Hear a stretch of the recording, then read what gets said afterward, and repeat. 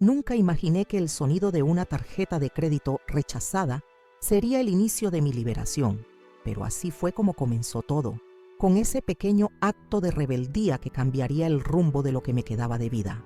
Me llamo Mercedes Figueroa, tengo 70 años y durante 4 décadas construí el imperio inmobiliario más importante de Bogotá con mis propias manos, ladrillo a ladrillo, después de quedar viuda demasiado joven. La mansión de La Cabrera, donde he vivido los últimos 30 años, guarda entre sus paredes elegantes secretos que jamás pensé revelar.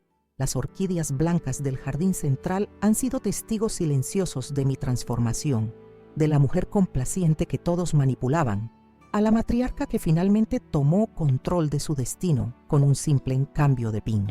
Aquella tarde de jueves, llovía en Bogotá como solo llueve en esta ciudad, gotas gruesas que resuenan contra los ventanales como advertencias del destino. Yo estaba en mi biblioteca, revisando documentos cuando escuché a mi hijo Eduardo hablando por teléfono en el pasillo. Su voz sonaba diferente, más baja, casi conspirativa. Me quedé inmóvil, sosteniendo el aliento. «Ya está todo listo», decía. «El doctor Mendoza tiene los informes preparados. Solo necesitamos un par de episodios más donde parezca confundida y tendremos luz verde para la interdicción». Una pausa, luego una risa que no reconocí como la de mi hijo. «Verónica está nerviosa, pero le dije que no se preocupe. Mi madre confía ciegamente en mí. Firmará cualquier cosa que le ponga delante». El aire se congeló en mis pulmones. ¿Interdicción? ¿Informes médicos? Mi propio hijo, al que crié sola después que Armando nos dejara tan temprano, estaba planeando declararme incapaz. La cabeza me daba vueltas mientras seguía escuchando. «Esta noche cenaremos con Teodora en el Mirador del Cielo para ultimar detalles. Usaré la tarjeta Platinum de mamá como siempre. Tiene tanto dinero que ni siquiera revisa los estados de cuenta». Otra pausa. «Ya te dije que no te preocupes por el costo. Si logramos esto, tendremos acceso a más de 20 millones de dólares. La vieja no necesita tanto dinero a su edad. La vieja». Así me llamaba mi único hijo cuando creía que no lo escuchaba. El hombre de 45 años que nunca trabajó un día en su vida porque yo quise darle todo lo que a mí me faltó. El niño que lloraba en mis brazos durante las tormentas, mi Eduardo. Las piernas me fallaron y tuve que sujetarme del escritorio de caoba que había pertenecido a mi difunto esposo. Respiré profundo, intentando controlar el temblor que se había apoderado de mis manos. ¿Cómo llegamos a esto? ¿En qué momento mi hijo se convirtió en un extraño calculador? Fue cuando conoció a Verónica, la exmodelo con ambiciones que superaban su talento. O quizás la influencia de Teodora, mi consuegra, esa mujer que siempre me miró como si yo fuera un obstáculo a superar. Los pasos de Eduardo se acercaban a la biblioteca. Sequé rápidamente las lágrimas que no había notado que corrían por mis mejillas y fingí concentración en los papeles sobre mi escritorio. La puerta se abrió. «Mamá, ¿tienes un minuto?» Eduardo entró con esa sonrisa encantadora que usaba desde niño cuando quería conseguir algo. Vestía un traje italiano que yo había pagado, con gemelos de oro que fueron regalo de su graduación. «Tengo una cena importante con Verónica y Teodora en el Mirador del Cielo. Unos inversionistas potenciales para el proyecto que te comenté». Jamás me había comentado ningún proyecto. Otro engaño para justificar gastos exorbitantes. «Por supuesto, hijo. ¿Necesitas algo?» Logré mantener mi voz firme, aunque por dentro un huracán arrasaba con todo lo que creía cierto. «Mi tarjeta está casi al límite este mes. ¿Me podrías prestar la tuya?» La Platinum. No era una pregunta, era una afirmación disfrazada, como tantas otras veces. Abrí mi cartera de piel y saqué la tarjeta dorada que tantas veces había financiado sus caprichos. Se la entregué con una sonrisa que esperaba fuera convincente. «Gracias, mamá, eres la mejor». Me dio un beso frío en la frente. «No me esperes despierta». Cuando la puerta se cerró tras él, algo dentro de mí también se cerró. La Mercedes complaciente y ciega murió en ese instante, dando paso a la mujer que siempre debí ser. Tomé mi teléfono y marqué 2 números. Primero a Miguel Suárez, mi chofer y confidente de 30 años. Luego a Oliverio, mi cuñado abogado. «Miguel, necesito que vengas inmediatamente y trae tu juego de llaves maestras». No necesité explicar más. Miguel conocía cada rincón oscuro de nuestra historia familiar. Oliverio, tenemos un problema. Creo que Eduardo está planeando declararme incapaz. Necesito protección legal inmediata. Mi cuñado guardó silencio unos segundos. Siempre temí que esto pasara, Mercedes. Estaré allí en 1 hora con los documentos necesarios. Colgué y me quedé mirando fijamente la lluvia a través de la ventana. Las gotas resbalaban por el cristal como las lágrimas que ya no me permitiría derramar. Tenía exactamente 3 horas antes de que Eduardo, Verónica y Teodora descubrieran que la vieja no era tan manipulable como pensaban. Con manos que recuperaban su firmeza, tomé nuevamente el teléfono y llamé al banco. La joven ejecutiva me reconoció de inmediato. No en vano era una de las clientas VIP más importantes. Doña Mercedes, ¿en qué puedo ayudarle hoy? Necesito cambiar el PIN de mi tarjeta Platinum. Inmediatamente. Por supuesto. ¿Ha notado alguna actividad sospechosa? Una sonrisa amarga se dibujó en mis labios. Podría decirse que sí, muy sospechosa. En 5 minutos el trámite estaba completado. Mi tarjeta ahora tenía un nuevo código que mi hijo desconocía. Era un gesto pequeño, casi insignificante frente a la magnitud de la traición que acababa de descubrir, pero representaba mi primer acto de rebeldía, el primer paso hacia la recuperación de mi dignidad. Miguel llegó en tiempo récord, su rostro curtido reflejando preocupación. A sus 73 años, seguía siendo tan leal como el primer día. ¿Qué necesita, doña Mercedes? Quiero revisar el despacho de Eduardo. Ahora. Su oficina en el ala este de la mansión siempre había sido su territorio privado, respetado por mí como muestra de confianza. Qué ingenua había sido. Las llaves maestras de Miguel nos dieron acceso a un mundo de evidencias que confirmaron mis peores temores. En el cajón superior, cuidadosamente organizada, encontramos una carpeta titulada Procedimiento de Interdición, Documentación Preliminar. Dentro, informes psiquiátricos falsificados sobre mi supuesta demencia incipiente, firmados por un doctor, Gerardo Mendoza, a quien jamás había conocido. Extractos bancarios que revelaban transferencias millonarias a cuentas en el extranjero. Fotografías mías tomadas en momentos de descuido, manipuladas para parecer desorientada. Incluso había una lista de asilos de alta categoría, con sus respectivos costos. Cada página que revisaba era una puñalada más profunda. ¿Cuánto tiempo llevaban planeando esto? ¿Cuántas veces había firmado documentos sin leer, confiando ciegamente en mi hijo? Oliverio llegó cuando estábamos terminando de fotografiar todas las evidencias. Su expresión se oscureció al ver el alcance de la conspiración. Esto es grave, Mercedes. Han preparado todo minuciosamente. Revisó los documentos con ojo experto, pero cometieron un error fundamental: subestimarte. En las 2 horas siguientes, elaboramos un plan de contraataque. Oliverio redactó documentos de emergencia para proteger mis bienes. Transferimos fondos a cuentas seguras. Contactamos al comisario Joaquín Herrera, viejo amigo de la familia y oficial de policía de confianza. Cuando terminamos, el reloj marcaba las 9:30 de la noche. En cualquier momento llegaría la llamada que estaba esperando. ¿Qué hará ahora?, preguntó Miguel, mientras guardábamos toda la evidencia en el maletín de Oliverio. Me acerqué al espejo, de cuerpo entero del pasillo, y observé mi reflejo. Vi a una mujer de 70 años, con el cabello plateado, recogido en un moño elegante. Los ojos cansados, pero ahora despiertos, alertas. Las arrugas que contaban historias de lucha y supervivencia. Ya no era la viuda vulnerable que todos creían poder manipular. Voy a cambiarme, respondí con una calma que surgía de algún lugar profundo dentro de mí. Luego iré a cenar. En mi vestidor seleccioné cuidadosamente un vestido rojo intenso que guardaba para ocasiones especiales, el juego de rubíes que había pertenecido a mi madre, zapatos de tacón que no usaba desde la última gala benéfica. Me maquillé con precisión, resaltando los rasgos que la genética había preservado a pesar de los años. Quería que me vieran llegar. Quería que supieran que se habían metido con la mujer equivocada. Cuando estaba aplicando el lápiz labial del mismo tono que mi vestido, sonó mi teléfono.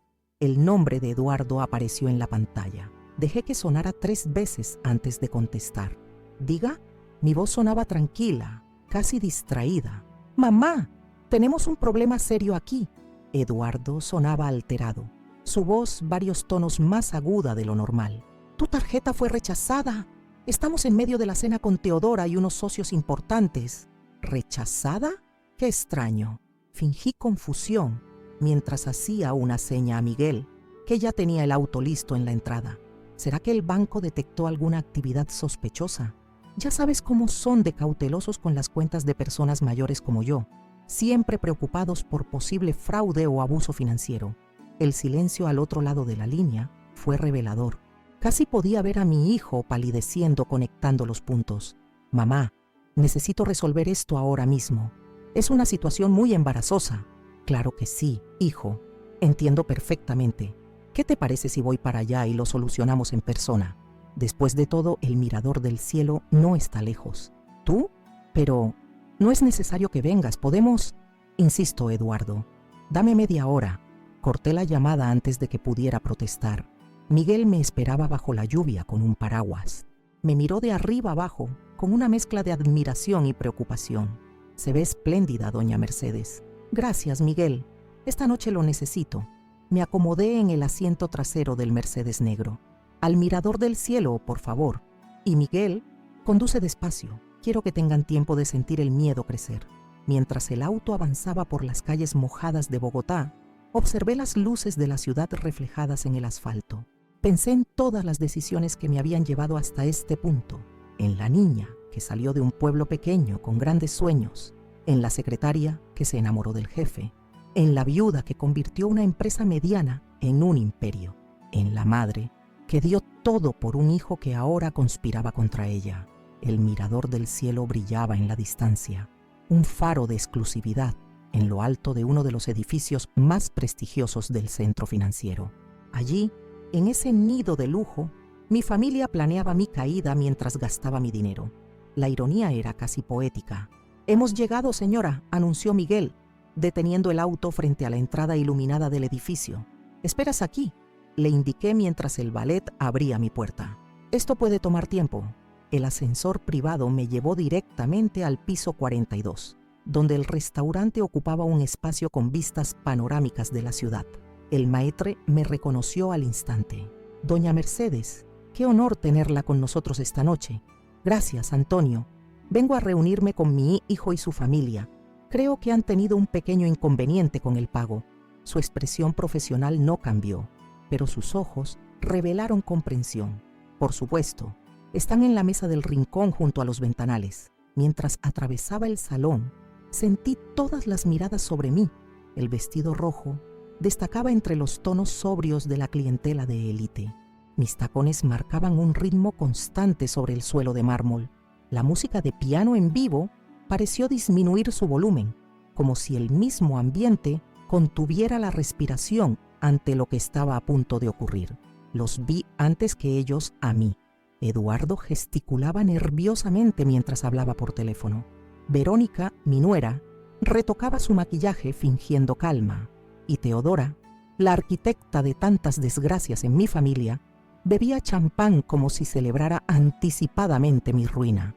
Fue Teodora quien me vio primero. Su copa se detuvo a medio camino hacia sus labios. Sus ojos se abrieron con alarma. Tocó el brazo de Verónica, quien a su vez golpeó a Eduardo para alertarlo. Mi hijo levantó la mirada. El color abandonó su rostro en un instante. Sus labios formaron mi nombre en un susurro inaudible. Llegué a la mesa con la cabeza alta y una sonrisa que sabía desconcertaría aún más a los conspiradores. El camarero se apresuró a traer una silla adicional. «Buenas noches a todos», saludé con voz serena mientras me sentaba. «Lamento la confusión con la tarjeta, pero ya que estoy aquí, creo que tenemos mucho de qué hablar, ¿no les parece?» El silencio que cayó sobre la mesa fue tan espeso que podría haberse cortado con uno de los elegantes cuchillos de plata que brillaban bajo las luces tenues del restaurante. Los tres rostros frente a mí mostraban expresiones que jamás olvidaré.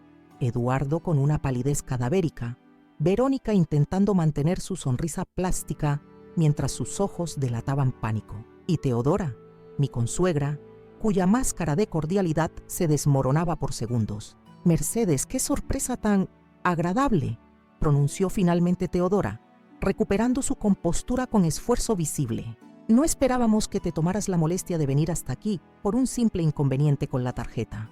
Molestia en absoluto, respondí mientras el camarero me servía una copa de agua.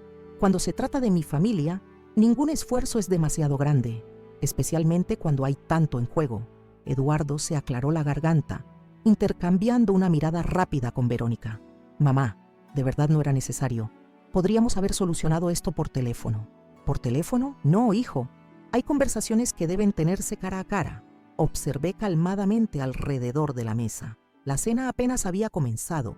Los entrantes aún estaban intactos. ¿Saben? Es curioso cómo funcionan los bancos hoy en día. Esta mañana recibí una alerta de seguridad. Aparentemente, detectaron patrones inusuales en mis cuentas, transferencias sospechosas, movimientos que no coinciden con mis hábitos financieros de los últimos 40 años. Vi cómo Verónica apretaba su servilleta bajo la mesa. Teodora, intentando mantener el control de la situación, intervino. Los bancos son tan paranoicos últimamente. Todo este asunto de la protección al adulto mayor. Hizo un gesto desdeñoso con la mano, el diamante de su anillo reflejando la luz como un pequeño faro de advertencia. Te sobreprotegen, querida, como si una mujer de tu nivel no supiera manejar su dinero. Es cierto, concedí, tomando un sorbo de agua. La sobreprotección puede ser sofocante, casi tanto como descubrir documentos de interdicción judicial con tu nombre que nunca autorizaste. El tenedor de Eduardo cayó sobre el plato con un estrépito que atrajo miradas de las mesas cercanas. Lo recogió torpemente, sus dedos temblando. No sé de qué estás hablando, mamá. Creo que lo sabes perfectamente. Mantuve mi voz baja pero firme, inclinándome ligeramente hacia adelante. Esta tarde, después de escucharte hablar por teléfono en el pasillo, revisé tu despacho, Eduardo. Encontré todo. Los informes falsos del doctor Mendoza, las transferencias a cuentas en Panamá, incluso esa encantadora lista de asilos donde planeabas encerrarme. El Jardines del Recuerdo parecía ser tu favorito. ¡Qué nombre tan apropiado! El rostro de mi hijo se transformó ante mis ojos. Vi desfilar por él todas las emociones: sorpresa, vergüenza, miedo y finalmente, algo que nunca había visto en él: cálculo frío. Estás confundida, dijo lentamente, como si hablara con una niña. Esos documentos no son lo que crees. Son parte de un proyecto legal que estamos desarrollando para proteger patrimonios familiares. Usamos tu nombre como ejemplo, nada más. Exactamente. Verónica se apresuró a añadir, su voz excesivamente animada. Un proyecto teórico. Eduardo quería mostrártelo cuando estuviera terminado, para que pudieras estar orgullosa de su trabajo. La audacia de sus mentiras era casi admirable, casi. ¡Qué considerados!, respondí.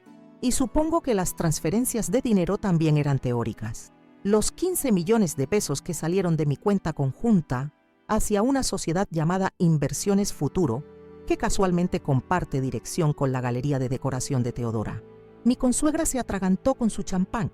Verónica le dio palmaditas en la espalda con una fuerza innecesaria, mientras sus ojos me lanzaban dagas. Mercedes, creo que deberíamos discutir estos malentendidos en privado, intervino Teodora cuando recuperó el aliento. No es apropiado hablar de asuntos familiares en público. ¿Malentendidos? Arqueé una ceja. Tengo copias de cada documento, cada transferencia, cada consulta médica falsa. También tengo grabadas algunas conversaciones muy interesantes entre ustedes tres. Mi favorita es aquella donde Eduardo dice, y cito textualmente: la vieja está cada día más despistada. Con un par de episodios más que documentemos, ningún juez cuestionará la interdicción. El rostro de Eduardo se descompuso. No era la reacción de alguien injustamente acusado, sino la de un culpable descubierto infraganti. Mamá, puedo explicarlo. Estoy segura que puedes, hijo. Siempre has sido muy creativo. Saqué de mi bolso un pequeño dispositivo, no más grande que un lápiz labial, y lo coloqué sobre la mesa. ¿Reconoces esto? Es una grabadora, la misma que usabas para registrar mis supuestos episodios de confusión. La encontré en mi dormitorio, bajo la mesita del teléfono. Muy astuto. Pero olvidaste que fui yo quien te enseñó a ser meticuloso. La tensión en la mesa era casi palpable. Verónica miraba frenéticamente a su alrededor, como buscando una salida de emergencia. Teodora mantenía una calma superficial, pero la vena pulsante en su sien la delataba. Eduardo parecía haberse encogido en su asiento, reducido de golpe al niño atrapado en una travesura. Fue entonces cuando noté una presencia discreta 2 mesas más allá. El comisario Joaquín Herrera, vestido de civil, cenaba aparentemente solo mientras observaba nuestra mesa con atención profesional, tal como habíamos acordado. «Les propongo algo», continué, aprovechando su desconcierto. «Podemos manejar esto de 2 maneras. La primera, presento cargos formales por intento de estafa, falsificación de documentos médicos, abuso financiero contra un adulto mayor y conspiración. Con las pruebas que tengo, enfrentarían entre 5 y 8 años de prisión. Teodora, con tus antecedentes por aquel incidente en Cartagena hace 10 años, probablemente recibirías la sentencia máxima». El color abandonó completamente el rostro de mi consuegra. Aquel escándalo en Cartagena había sido cuidadosamente encubierto, pero yo tenía amigos en lugares estratégicos. ¿Y la segunda opción?, preguntó Eduardo con voz apenas audible. «Firmamos un acuerdo privado. Devuelven hasta el último peso desviado. Reconocen por escrito lo que intentaron hacer y aceptan ciertas restricciones financieras y personales que Oliverio ya ha redactado en detalle». ¿Oliverio está involucrado en esto? La incredulidad en la voz de Eduardo era genuina. Mi cuñado abogado siempre había sido su aliado, o eso creía él. «Por supuesto, familia es familia», sonreí levemente, aunque algunos parezcan haber olvidado el significado de esa palabra. Verónica, siempre práctica cuando se trataba de preservar su estilo de vida, fue la primera en ceder. «¿Qué tipo de restricciones?» «Razonables. Vivirán con una asignación mensual modesta pero suficiente. Dejarán la mansión de la Cabrera en 30 días. Eduardo renunciará a cualquier cargo en las empresas Figueroa. Tú, Verónica, deberás conseguir un trabajo real por primera vez en tu vida. Y Teodora, Teodora regresará a Belo Horizonte y mantendrá una distancia mínima de 100 kilómetros de cualquier propiedad o empresa relacionada conmigo». «Esto es un ultraje». Teodora golpeó la mesa con su puño, haciendo tintinear las copas. «No puedes dictarnos cómo vivir nuestras vidas». «Cierto, pero puedo decidir cómo gastar mi dinero y con quién compartir mi patrimonio». Mi voz se mantuvo serena. «También puedo decidir si presionar ese pequeño botón en mi teléfono para indicarle al comisario Herrera, que casualmente cena a 2 mesas de distancia, que proceda con las detenciones». Los 3 giraron sutilmente sus cabezas. El comisario levantó su copa hacia nosotros en un saludo discreto. El silencio que siguió me dio la respuesta que esperaba. El instinto de supervivencia siempre supera a la ambición cuando las consecuencias se vuelven tangibles. «¿Cuánto tiempo tenemos para decidir?», preguntó finalmente Eduardo. «Ahora mismo». Saqué 3 sobres del bolso y los coloqué sobre la mesa. «Aquí están los acuerdos. Léanlos, fírmenlos o afrenten las consecuencias». Mientras leían los documentos meticulosamente preparados por Oliverio, observé sus rostros con una mezcla de tristeza y resolución. ¿Cómo habíamos llegado a esto? ¿En qué momento mi hijo, aquel niño que corría a mis brazos cuando tronaba, se convirtió en este extraño calculador? ¿Fue mi culpa por darle demasiado sin exigir nada a cambio? Verónica fue la primera en firmar, su característica firma florida al pie de cada página. Teodora dudó más, sus ojos entrecerrados escrutando cada cláusula como la experta manipuladora que era. Finalmente, también ella firmó con un gesto brusco. Eduardo fue el último. Su pluma se detuvo varias veces sobre el papel, su mano temblando ligeramente. «Todo lo que he hecho», murmuró sin mirarme, «ha sido por nuestro futuro». «No, hijo, lo hiciste por codicia. Hay una diferencia fundamental». Cuando los 3 sobres estuvieron firmados y devueltos a mi bolso, hice una seña al camarero. «La cena corre por mi cuenta», anuncié, entregándole mi tarjeta. Esta vez, por supuesto, fue aceptada sin problemas. «Disfruten su última velada de lujo. A partir de mañana comienza su nueva vida». Me levanté alisando los pliegues de mi vestido rojo. «Y Eduardo, respecto a esos socios importantes con los que supuestamente te reunías, veo que nunca llegaron. Otra mentira para justificar gastos exorbitantes, supongo». Di media vuelta y atravesé el restaurante con la misma dignidad con la que había entrado. El comisario Herrera me siguió discretamente hasta el ascensor. «¿Todo en orden, doña Mercedes?» «Perfectamente, Joaquín. Gracias por tu apoyo. ¿Necesita protección adicional? Puedo asignar una patrulla para vigilar la mansión esta noche». «No será necesario. Sonreí con cansancio. Son cobardes, no estúpidos. No harán nada que empeore su situación. En el auto, Miguel esperaba pacientemente como siempre. Su expresión preocupada se transformó en alivio al verme. ¿Cómo fue todo, doña Mercedes? Como esperábamos, Miguel. Firmaron. ¿Y ahora? Ahora comienza la verdadera batalla. Miré por la ventanilla mientras avanzábamos por las calles nocturnas de Bogotá. La de reconstruir mi vida, sabiendo que mi único hijo me traicionó por dinero. El regreso a casa fue silencioso. La lluvia había cesado, dejando tras de sí un aroma a tierra mojada que se colaba por las ventanillas entreabiertas del auto. Pensé en los días venideros, en las medidas que aún debía tomar para asegurar que los 3 conspiradores cumplieran con lo acordado. Al llegar a la mansión, las luces del jardín iluminaban las orquídeas blancas, ahora brillantes por las gotas de lluvia. Oliverio me esperaba en el vestíbulo, su maletín aún en la mano. Firmaron, le informé entregándole los sobres. Sabía que lo harían. Mi cuñado sonrió levemente. Eres más fuerte de lo que ellos jamás entenderán, Mercedes. No se trata de fuerza, Oliverio. Se trata de dignidad, algo que casi me arrebatan.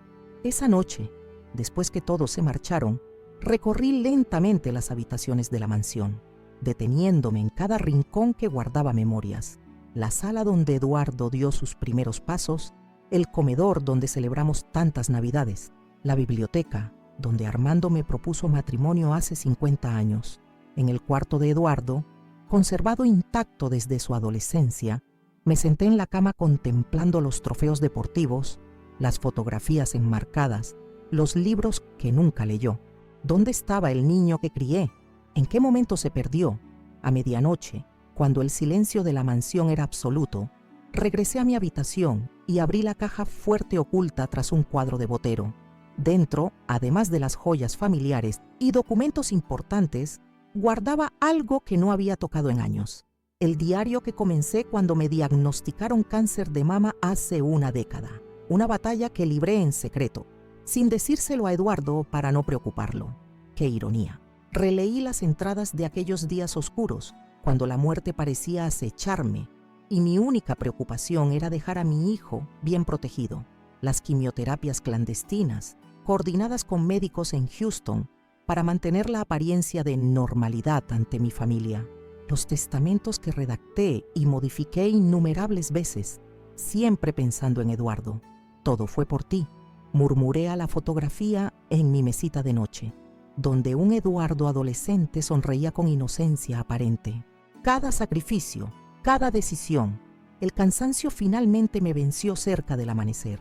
Dormí profundamente por primera vez en semanas, liberada en cierta forma por la confrontación. Cuando desperté, el sol entraba a raudales por los ventanales y sentí una extraña ligereza. La traición seguía doliendo como una herida abierta, pero ahora al menos podía verla claramente, sin la venda de la ingenuidad maternal. Los días siguientes transcurrieron en una actividad frenética. Con la ayuda de Oliverio y un equipo de contadores forenses, rastreamos cada peso desviado de mis cuentas. La cifra final era astronómica. Casi $22 millones habían sido transferidos gradualmente durante los últimos 3 años a diferentes sociedades fantasma vinculadas a Eduardo, Verónica y Teodora.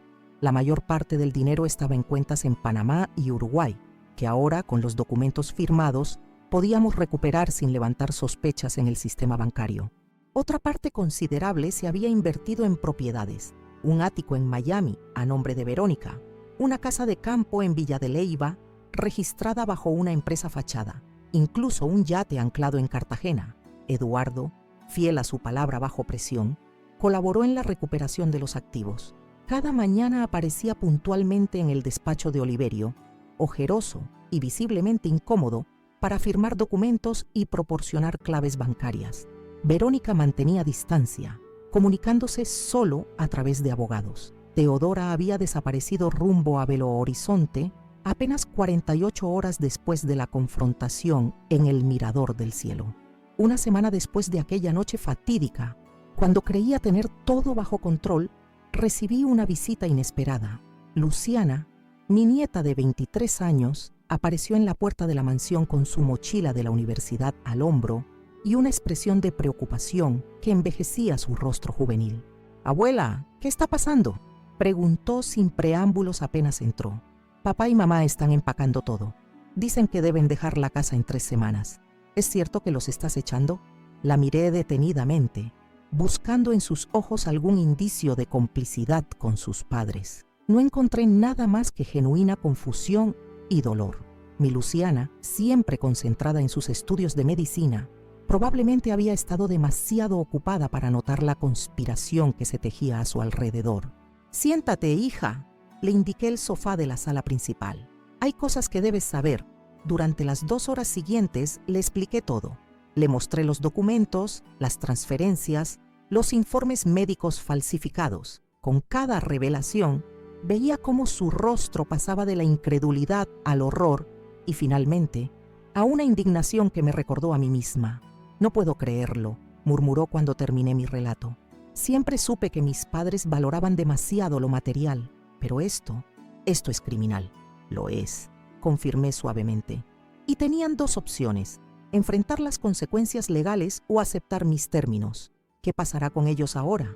Vivirán modestamente, con una asignación mensual que les permitirá cubrir sus necesidades básicas. Deberán trabajar por primera vez en sus vidas. No habrá más lujos, viajes internacionales o cenas extravagantes pagadas con mi dinero. Luciana asintió lentamente, procesando toda la información. Luego, para mi sorpresa, se arrodilló frente a mí y tomó mis manos entre las suyas. «Abuela, perdónalos. No por lo que hicieron, sino por tu propio bienestar. El rencor solo envenena a quien lo siente». Sus palabras, tan sabias para alguien tan joven, me conmovieron profundamente. Pero antes de que pudiera responder, el teléfono sonó con urgencia. Miguel atendió en la cocina y segundos después apareció en la sala, su rostro sombrío. «Doña Mercedes, es del Hospital San Rafael. Se trata de la señorita Luciana». Mi nieta y yo nos miramos confundidas. ¿Cómo podía ser sobre ella si estaba aquí conmigo? «Debe haber un error», dije, tomando el teléfono. «Habla Mercedes Figueroa». La voz al otro lado era grave, profesional. «Señora Figueroa, le llamo respecto a su nieta Luciana. Ha sufrido un accidente automovilístico en la avenida El Dorado. Está estable, pero necesitamos autorización familiar para una cirugía urgente». El teléfono casi se desliza de mi mano. «Debe haber un error. Mi nieta está aquí conmigo». «¿Abuela? ¿Qué sucede?». Luciana me miraba alarmada. «Señora, la paciente ingresó hace 30 minutos. Tenía su identificación y su teléfono registra su número como contacto de emergencia». Un escalofrío recorrió mi espina dorsal. «¿Puede describir a la paciente?». Mujer joven, aproximadamente 23 años, cabello castaño con mechas rubias, estudiante de medicina según su carnet universitario. Conducía un Renault blanco modelo 2023. Miré a Luciana, cuyos ojos reflejaban la misma confusión que seguramente mostraban los míos. Su cabello era completamente castaño, sin mechas, y conducía un Toyota, no un Renault. «Voy para allá inmediatamente», respondí colgando el teléfono. «¿Qué ocurre, abuela?». «Alguien tuvo un accidente y está usando tu identidad». Marqué rápidamente el número de Joaquín Herrera. Y tengo el presentimiento de que esto no es casualidad. No sabía entonces que aquel aparente error administrativo sería el comienzo de un nuevo capítulo en nuestra historia familiar. Uno más oscuro y retorcido de lo que jamás imaginé. Lo que comenzó con el simple cambio del PIN de una tarjeta de crédito estaba lejos de terminar. De hecho, apenas comenzaba. El Hospital San Rafael se alzaba imponente en el este de Bogotá, sus modernas torres de cristal reflejando el atardecer como espejos gigantes. Miguel condujo a toda velocidad mientras yo intentaba contactar nuevamente con el médico que había llamado. A mi lado, Luciana revisaba frenéticamente su teléfono. «Alguien hackeó mi cuenta de Instagram hace 3 días», me informó, mostrándome publicaciones que ella nunca había hecho.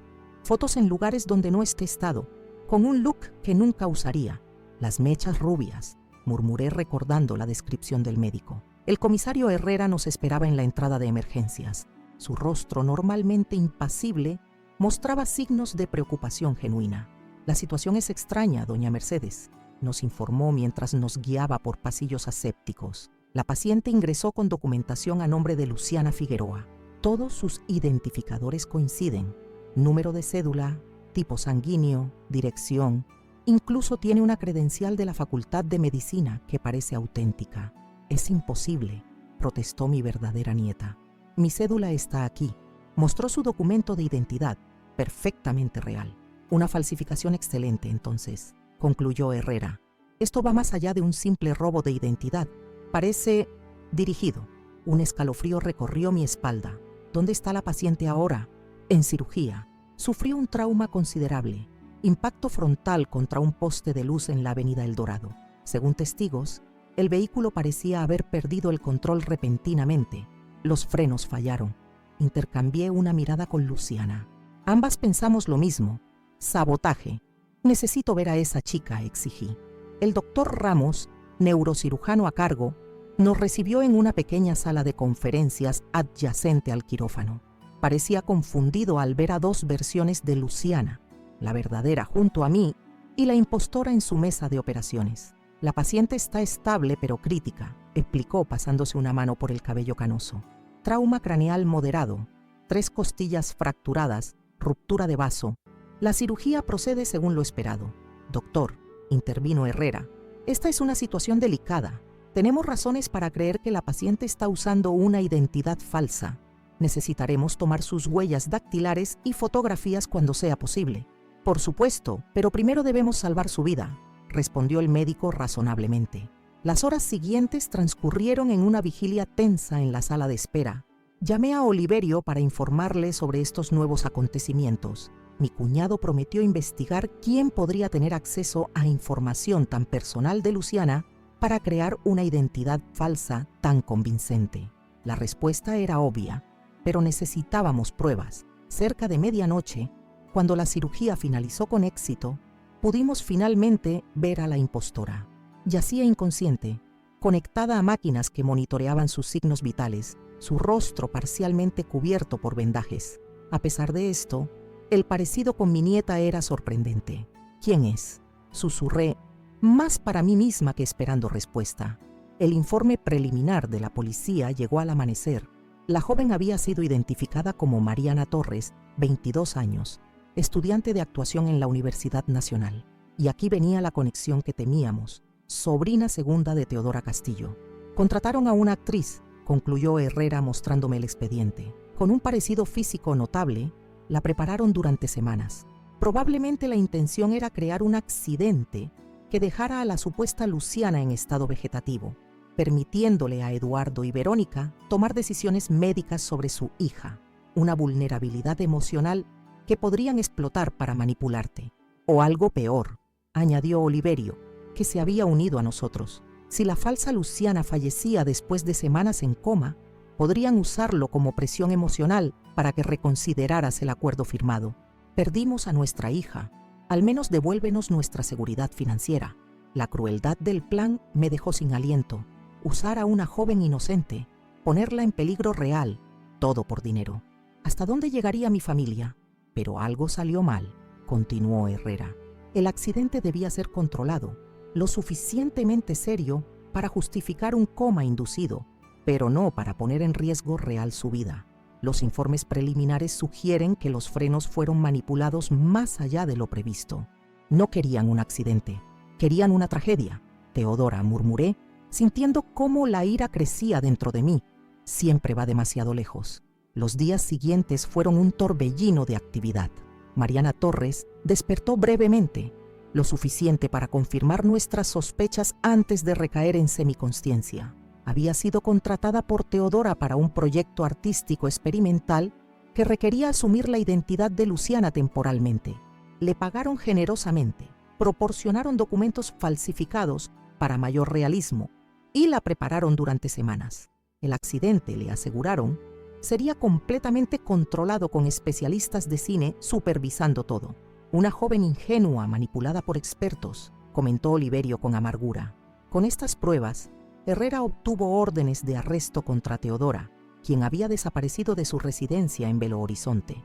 Eduardo y Verónica aparentemente desconocían la extensión del plan de Teodora, aunque sus expresiones de horror cuando los confrontamos parecían genuinas.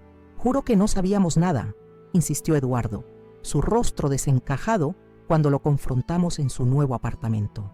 Mamá, tienes que creerme. Teodora nos dijo que solo sería una actuación para ablandarte, para hacerte reconsiderar las condiciones. Jamás autorizamos poner en riesgo la vida de nadie. Por primera vez en semanas, vi algo del Eduardo que conocía en sus ojos. No suficiente para perdonarlo, pero sí para considerar que quizás, solo quizás, existía un límite en su traición. Verónica rompió en llanto, un espectáculo que habría encontrado convincente semanas atrás. Mi madre siempre ha sido extremista.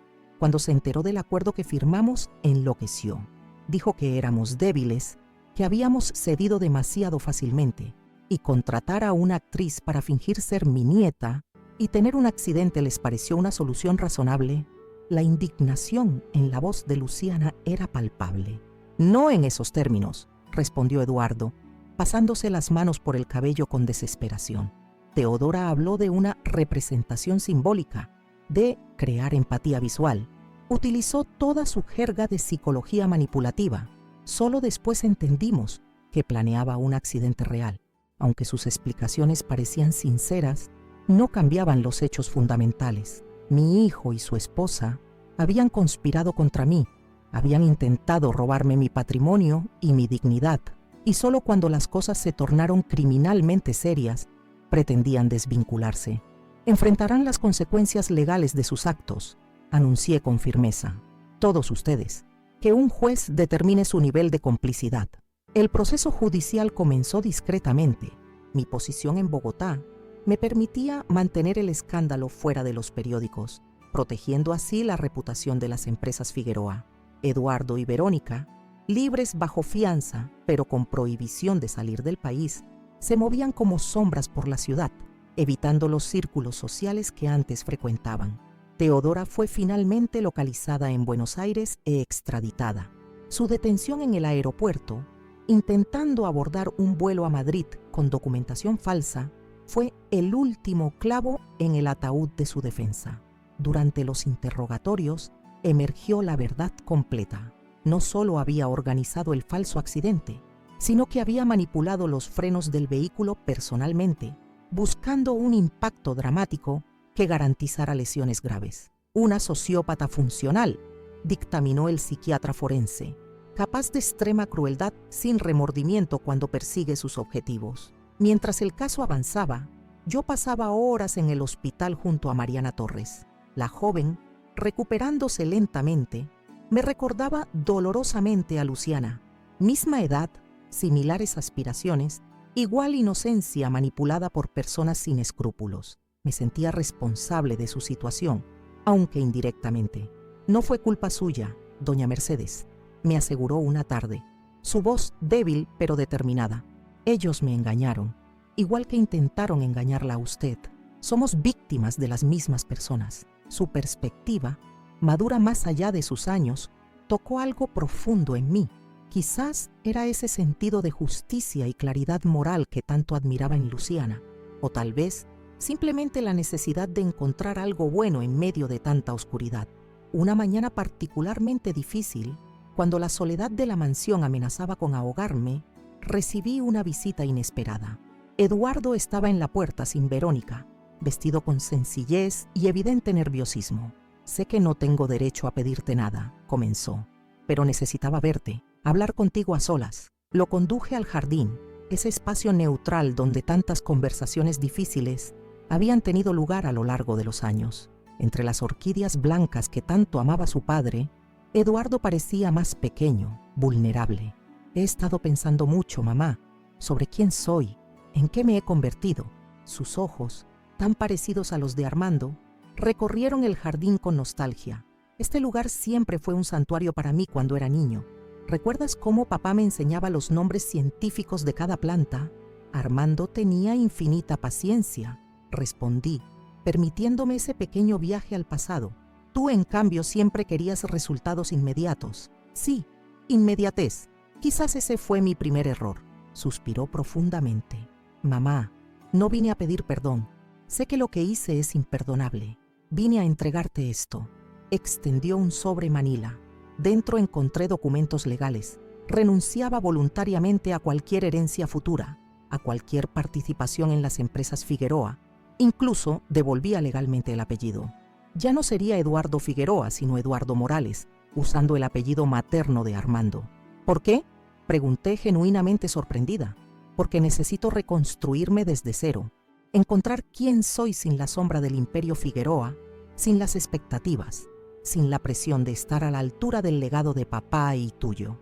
Sus palabras sonaban ensayadas pero sinceras. Y porque es lo justo, no merezco llevar el apellido que mancillé con mis acciones. Guardé silencio, procesando sus palabras. Parte de mí quería creer en esta transformación, en esta posibilidad de redención. Otra parte, la que había sido traicionada repetidamente, se mantenía escéptica. ¿Qué harás ahora?, pregunté finalmente. Verónica y yo nos separaremos. Ella regresa a su pueblo natal en Boyacá, con su familia. Yo he aceptado un trabajo como asistente de diseño en una constructora pequeña. Es humilde pero honesto. Comenzaré desde abajo, como debía ser hace 20 años. Observé a mi hijo, porque a pesar de todo, seguía siendo mi hijo, y vi por primera vez en mucho tiempo algo genuino. No sabía si podría perdonarlo algún día, pero quizás podría aceptar esta nueva versión que intentaba construir de sí mismo. Nuestro momento fue interrumpido por una llamada urgente. El Hospital San Rafael. Mariana había sufrido una complicación inesperada, infección postoperatoria. Su estado era crítico. Eduardo insistió en acompañarme. Durante el trayecto silencioso, reflexioné sobre los extraños giros que había dado mi vida en las últimas semanas. Todo había comenzado con una simple tarjeta de crédito rechazada y ahora enfrentábamos decisiones de vida o muerte. En la unidad de cuidados intensivos encontramos a Luciana ya presente, en su bata blanca de estudiante de medicina avanzada. Mi nieta había estado siguiendo el caso de Mariana como parte de su formación, creando un vínculo especial con la joven que casi murió por parecerse a ella. Su presión está cayendo, informó Luciana, profesional pero visiblemente preocupada. Necesita cirugía inmediata, pero su cuerpo está demasiado débil. Mariana yacía inconsciente, su rostro ahora libre de vendajes mostrando el asombroso parecido con Luciana, aunque más pálido y demacrado. Los monitores emitían pitidos alarmantes que el personal médico observaba con creciente preocupación. ¿Tiene familia?, preguntó un médico, preparándose para lo peor. Somos nosotros, respondí sin dudar. Yo me haré cargo de todo. Eduardo me miró sorprendido, pero asintió en silencio, comprendiendo. Las siguientes 12 horas fueron una montaña rusa de esperanza y desesperación. Mariana entró y salió de cirugía, luchando por su vida con una tenacidad que me recordaba a mí misma décadas atrás, cuando enfrenté la muerte de Armando mientras dirigía una empresa y criaba a un niño pequeño. En la sala de espera, Eduardo, Luciana y yo formamos un extraño trío unido por la preocupación común. Compartimos café frío de máquinas expendedoras, intercambiamos historias cautelosas, construimos un frágil puente sobre el abismo que nos separaba. ¿Sabes? Cuando era niña, soñaba con tener una hermana, comentó Luciana en un momento de candor. Alguien con quien compartir secretos, ropa, conspiraciones contra los adultos. Eduardo sonrió levemente. Tu abuela y yo éramos hijos únicos también. Quizás es una maldición familiar, esta soledad, o una bendición, respondí sin ánimo de ofender. No tener hermanos me enseñó independencia. A ti te dio toda nuestra atención y recursos, demasiados recursos quizás, reflexionó Eduardo, y no suficientes límites. Ese reconocimiento, tan simple pero profundo, abrió una pequeña grieta en la muralla de resentimiento que había construido alrededor de mi corazón. No era perdón, aún no, pero sí comprensión. Al amanecer, el doctor Ramos emergió del quirófano con expresión agotada, pero optimista. Está estabilizada. Su cuerpo es joven y fuerte. Con el cuidado adecuado, se recuperará completamente. El alivio colectivo fue palpable. Sin pensarlo, tomé la mano de Eduardo como hacía cuando era niño y recibíamos buenas noticias. Por un instante, fuimos simplemente madre e hijo, sin el peso de la traición entre nosotros. Ese momento fugaz de conexión me hizo cuestionar mi camino futuro. ¿Podría seguir adelante con los cargos criminales contra mi propio hijo? ¿Existía un castigo intermedio, uno que permitiera justicia, pero también posibilidad de redención. Deberías descansar, abuela, sugirió Luciana, notando mis ojeras profundas. Has estado aquí toda la noche. Iré en un momento. Primero necesito ver a Mariana. En la habitación de recuperación, me acerqué a la joven inconsciente. Su respiración era regular ahora, su rostro más tranquilo. Tomé su mano entre las mías. Te recuperarás, murmuré. Y cuando lo hagas tendrás opciones. Un nuevo comienzo, si lo deseas. Mientras observaba su rostro sereno, una idea comenzó a formarse en mi mente. Una posibilidad que nunca antes había considerado. Quizás esta crisis, este dolor, podría transformarse en algo positivo. No solo para mí o para mi familia fracturada, sino para muchas personas en situaciones similares. La mansión de la Cabrera era demasiado grande para mí sola. Las empresas Figueroa generaban más dinero del que podría gastar en varias vidas. ¿Y si? Mi reflexión fue interrumpida por la llegada de una enfermera. Disculpe, doña Mercedes. Hay alguien que insiste en verla. Dice que es urgente. En el pasillo. Encontré al comisario Herrera con expresión grave. La encontramos. Teodora está en custodia, pero hay algo que debe saber. Antes de su captura, envió un paquete a varias redacciones de periódicos, documentos, grabaciones, pruebas de... Se detuvo, visiblemente incómodo. ¿De qué, Joaquín? De que Eduardo no es su hijo biológico. Según estos documentos, el verdadero hijo de usted, y don Armando falleció al nacer. Su esposo, desesperado, arregló un intercambio ilegal con otro bebé nacido el mismo día. El mundo pareció detenerse alrededor de mí. La revelación final, el golpe maestro de Teodora desde su celda, la verdad que destruiría cualquier posibilidad de reconciliación. ¿Es cierto?, pregunté en un susurro. Los documentos parecen auténticos, pero estamos verificando. Teodora podría estar mintiendo. Es su último recurso para causar daño. No le diga nada a Eduardo, decidí inmediatamente. No hasta que estemos seguros. Pero mientras pronunciaba esas palabras sentí una presencia detrás de mí. Me giré para encontrar a Eduardo, pálido como un fantasma, los ojos desorbitados por el shock. Había escuchado todo. No soy tu hijo. Su voz, apenas audible, contenía 45 años de identidad, desmoronándose en un instante. El pasillo del hospital quedó sumido en un silencio absoluto. Los sonidos típicos, monitores cardíacos, pasos apresurados, intercomunicadores, parecieron desvanecerse. Solo existíamos Eduardo y yo, conectados y separados simultáneamente por una verdad devastadora que flotaba entre nosotros como un abismo recién abierto. «No soy tu hijo», repitió Eduardo, su voz quebrándose en la última palabra. Busqué desesperadamente las palabras adecuadas, pero ¿existían acaso para un momento como este? 45 años de maternidad cuestionados en un instante.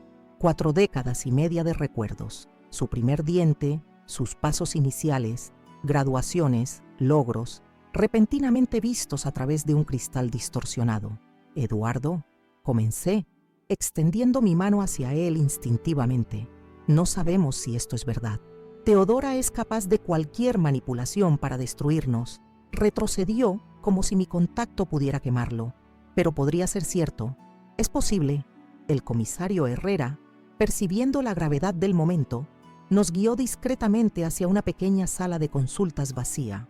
Una vez a solas, Eduardo se derrumbó en una silla, sus manos temblorosas cubriendo su rostro. «Todo tiene sentido ahora», murmuró. «¿Por qué nunca sentí que encajaba? ¿Por qué siempre parecía decepcionarte? No era tu sangre la que corría por mis venas. Escúchame», dije firmemente, arrodillándome frente a él para que nuestros ojos quedaran al mismo nivel. «Si esto es verdad, y aún no lo sabemos, no cambia un hecho fundamental. Te crié como mi hijo. Cada noche de fiebre, cada pesadilla, cada celebración, cada lágrima, fueron reales. La maternidad va mucho más allá de la genética». Eduardo levantó la mirada, sus ojos enrojecidos. «Pero quizás explica por qué soy así. ¿Por qué nunca tuve tu fuerza, tu determinación? ¿Por qué siempre busqué el camino fácil?» «No», respondí con firmeza. «No permitiré que uses esto como excusa para tus decisiones. Somos producto tanto de nuestra crianza como de nuestra naturaleza. Y te crié para ser mejor que esto». El comisario se aclaró la garganta suavemente. «Disculpen la interrupción. pero deben saber que estos documentos están siendo verificados. Conseguimos localizar a una enfermera retirada que trabajaba en el hospital cuando nació Eduardo. Está dispuesta a hablar con ustedes. La siguiente hora transcurrió como en una pesadilla surrealista. Luciana se unió a nosotros, su rostro reflejando la conmoción inicial, seguida de una determinación práctica tan característica de ella. Necesitamos pruebas concretas, no solo testimonios o documentos que podrían ser falsificados, declaró, su mente científica tomando control. Propongo un análisis de ADN inmediato. La sugerencia, tan lógica y a la vez tan aterradora, flotó en el aire cargado de la bella habitación. Un simple examen que confirmaría o destruiría 45 años de historia familiar. Estoy de acuerdo, dije finalmente. Acabemos con esta incertidumbre. Las muestras fueron tomadas allí mismo. El hospital, uno de los más prestigiosos de Bogotá, tenía laboratorios de genética avanzados. Con la influencia de nuestro apellido, los resultados estarían en 48 horas, no en las semanas habituales. Mientras esperábamos, acordamos reunirnos con Esperanza Jiménez, la enfermera retirada que había contactado Herrera. La mujer de unos 70 años nos recibió en su modesto apartamento en el barrio La Candelaria, el centro histórico de Bogotá. Sus manos arrugadas temblaban ligeramente mientras nos servía café en tazas desparejadas. Siempre supe que este día llegaría, comenzó, su voz sorprendentemente firme para su edad avanzada. Llevo 50 años esperando que la verdad saliera a la luz. Según su relato, aquella noche de abril de 1980 había sido caótica en la clínica San Ignacio. 2 mujeres entraron en trabajo de parto casi simultáneamente. Yo, esposa privilegiada de un prominente empresario, con atención médica de primera, y otra mujer joven, soltera, sin recursos, que dio a luz en condiciones mucho menos favorables. Su bebé, doña Mercedes, nació sin vida. Continuó Esperanza, evitando mi mirada. Un varón perfectamente formado, pero que nunca respiró. Don Armando estaba destrozado. Lo vi deambular por los pasillos como un alma en pena mientras usted se recuperaba de la anestesia, ajena a la tragedia. Mi corazón se encogió al imaginar a Armando solo en ese momento devastador, protegiéndome del dolor. La otra madre dio a luz un niño sano casi al mismo tiempo, pero ella no quería quedarse con el bebé. Era muy joven, sin recursos, y el padre había desaparecido cuando supo del embarazo. Planeaba darlo en adopción. La historia tomó entonces un giro que confirmaba nuestros temores. Don Armando ofreció una suma considerable. Habló con el doctor Sánchez, jefe de obstetricia. Documentos fueron modificados, certificados fueron cambiados. El bebé sin vida fue registrado como hijo de la joven madre, quien recibió dinero suficiente para comenzar una nueva vida en España. Y el otro bebé fui yo, completó Eduardo, su voz apenas audible. Esperanza asintió lentamente. Fue un acto de amor desesperado. Don Armando quería protegerla a usted, doña Mercedes, del dolor de perder a su hijo, y quería darle un hogar a un niño que habría terminado en el sistema de adopción. ¿Por qué no decir la verdad?, cuestioné, sintiendo cómo décadas de mentiras pesaban sobre mí. ¿Por qué mantener este secreto incluso después de su muerte? El miedo, supongo, respondió la anciana. Miedo a perderlo todo, miedo a su reacción. Y con el tiempo, la mentira se volvió demasiado grande para confesarla. Cuando salimos del apartamento de Esperanza, la tarde caía sobre Bogotá, tiñendo la ciudad de tonos dorados. Eduardo caminaba silenciosamente a mi lado, cada paso pareciendo llevarlo más lejos de la identidad que había conocido toda su vida. ¿Qué pasará cuando los resultados confirmen todo esto?, preguntó finalmente mientras aguardábamos que Miguel trajera el auto. No lo sé, admití con honestidad, pero lo enfrentaremos juntos. Me miró con sorpresa. ¿Juntos? Después de todo lo que hice, de lo que intenté hacerte. Somos familia, respondí simplemente. No por la sangre como acabamos de descubrir, sino por las experiencias compartidas. Nada cambia eso. Algo pareció romperse en Eduardo entonces, no con violencia, sino como cuando un dique cede ante la presión constante del agua. Lloró allí en la calle, como no lo había visto llorar desde niño. No eran lágrimas de autocompasión, sino de catarsis, de liberación.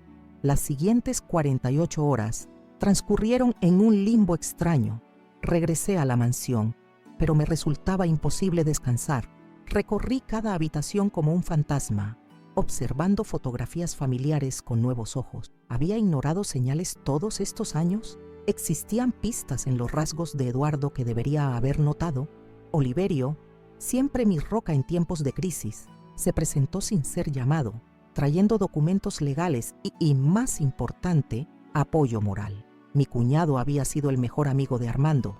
Si alguien conocía los secretos de mi difunto esposo, era él. ¿Lo sabías?, pregunté directamente mientras compartíamos un café en la terraza. Oliverio sostuvo mi mirada. Lo sospechaba. Armando nunca me lo confirmó, pero hubo indicios, comentarios ambiguos cuando bebía demasiado, una preocupación excesiva por los documentos de nacimiento de Eduardo, pequeñas cosas que solo cobran sentido ahora. ¿Por qué no me dijiste nada? No era mi secreto para revelar, respondió simplemente. Y sin certeza, qué bien habría hecho plantear dudas sobre la legitimidad de Eduardo. Tenía razón, por supuesto. Siempre la tenía.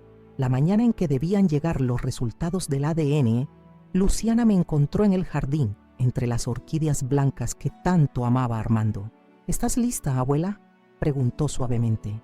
¿Se puede estar lista para algo así? Sonrió con tristeza. Probablemente no, pero no estás sola. El laboratorio de genética del Hospital San Rafael era un espacio ultramoderno, con equipos de última generación y personal en batas impecables. El doctor Moreno, director del departamento, nos recibió personalmente, consciente de la delicadeza de la situación.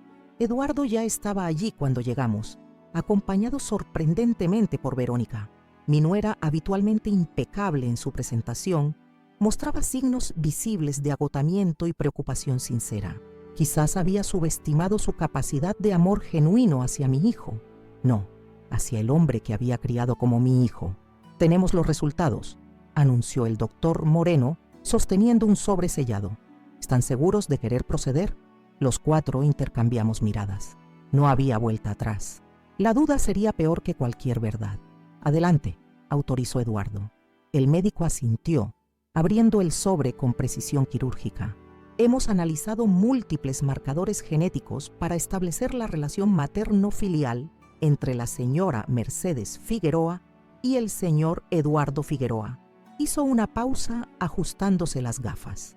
Los resultados son concluyentes. No existe relación biológica entre ambos. La probabilidad de maternidad es de 0%.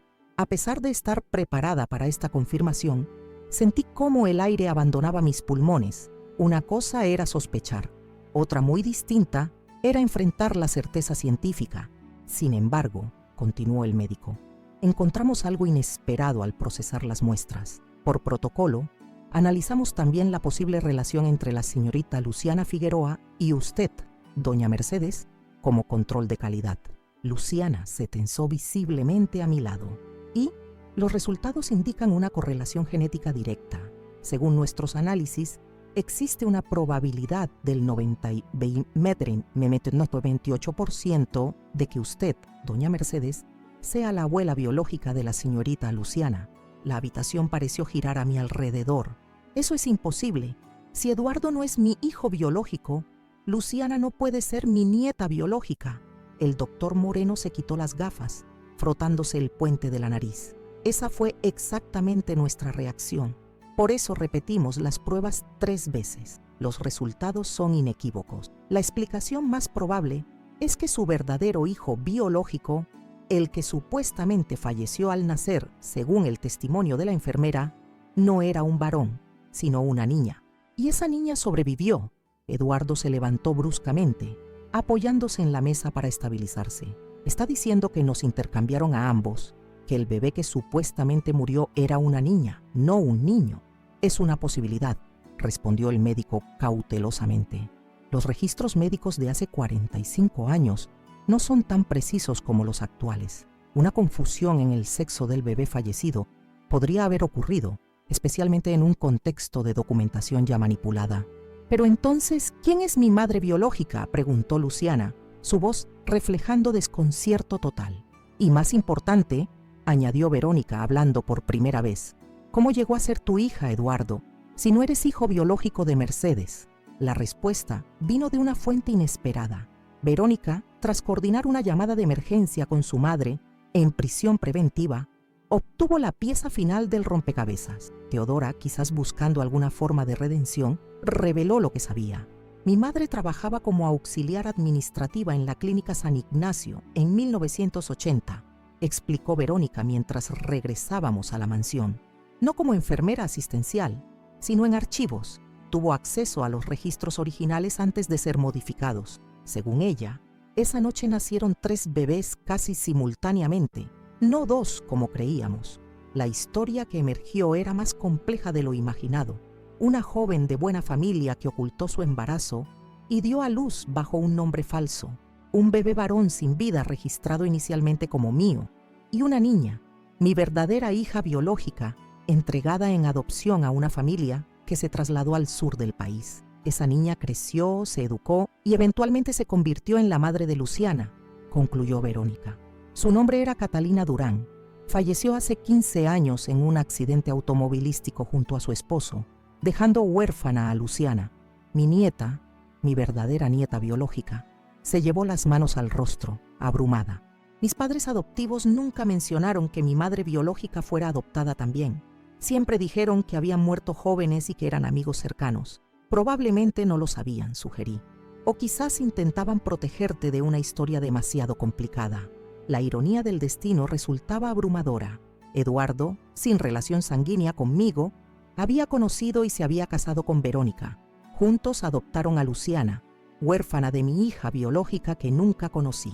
El círculo se había cerrado de la manera más improbable, trayendo de vuelta a mi vida la sangre que creí perdida hace 4 décadas. Pasamos horas reconstruyendo la cronología, conectando puntos que antes parecían aleatorios. Oliverio utilizó sus contactos para obtener fotografías de Catalina Durán.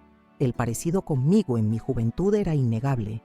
Los mismos ojos almendrados, la misma forma del rostro, idéntica sonrisa. ¿Cómo es posible que no nos hayamos cruzado nunca?, me pregunté en voz alta, acariciando la fotografía de la hija que nunca conocí. Bogotá es una ciudad de 8 millones de habitantes, respondió Oliverio con pragmatismo. Y según estos registros, la familia adoptiva de Catalina se trasladó a Cali poco después de la adopción. A medida que la noche avanzaba, la mansión que siempre me había parecido demasiado grande se llenó de una energía diferente. Eduardo, Verónica, Luciana, Oliverio, incluso Miguel y Joaquín Herrera, unidos por esta historia extraordinaria que desafiaba toda probabilidad. ¿Qué hacemos ahora?, preguntó Eduardo cuando la madrugada ya se asomaba. ¿Cómo seguimos adelante con esto? Observé los rostros cansados pero atentos a mi alrededor. ¿Cuál era el camino correcto cuando todos los mapas conocidos se habían vuelto obsoletos? Tenemos 2 opciones, respondí lentamente. Podemos permitir que estas revelaciones nos destruyan definitivamente como familia, o podemos utilizarlas para construir algo nuevo, algo más honesto, sobre las ruinas de lo que creíamos ser. Luciana, siempre práctica, fue la primera en posicionarse. Yo voto por construir. Ya perdí a mis padres una vez. No estoy dispuesta a perder a mi familia nuevamente. Nunca fui digno del apellido Figueroa, reflexionó Eduardo. Quizás ahora entiendo por qué, pero eso no significa que no pueda ser digno de formar parte de esta familia, sea cual sea nuestro vínculo. Verónica, sorprendiéndome una vez más, asintió. Mi madre intentó destruirlos revelando estos secretos. No le daré esa satisfacción. La decisión estaba tomada, aunque el camino sería complejo. Los aspectos legales, las implicaciones para la empresa familiar, la situación de Teodora enfrentando cargos criminales, todo requeriría tiempo y cuidadosa atención. Pero algo había cambiado fundamentalmente entre nosotros. La verdad, por dolorosa que fuera, había liberado un potencial de sanación que antes parecía imposible. 2 días después, cuando Mariana Torres despertó completamente lúcida por primera vez desde su accidente, me encontró junto a su cama, como cada mañana. Doña Mercedes, susurró, su voz aún débil. Lo siento tanto. No tienes nada que lamentar.